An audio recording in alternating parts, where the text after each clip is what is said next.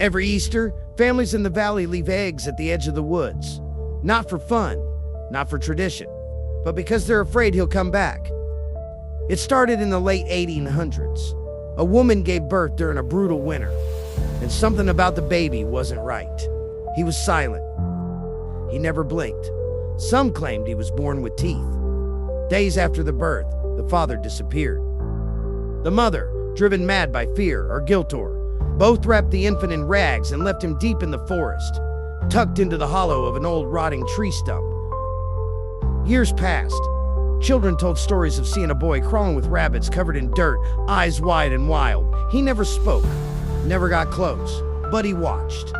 And he grew.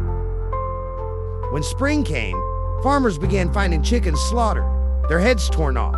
Then it was goats, then dogs. Every year, the violence grew bolder, the kills more precise, more deliberate. The tracks always led back into the woods, and there were whispers. He's not a boy anymore. The townsfolk were terrified, until one old man said he was abandoned at Easter. He's still waiting for a gift. He gathered some eggs, left them in a basket near the woods, and prayed. That night, there were no screams.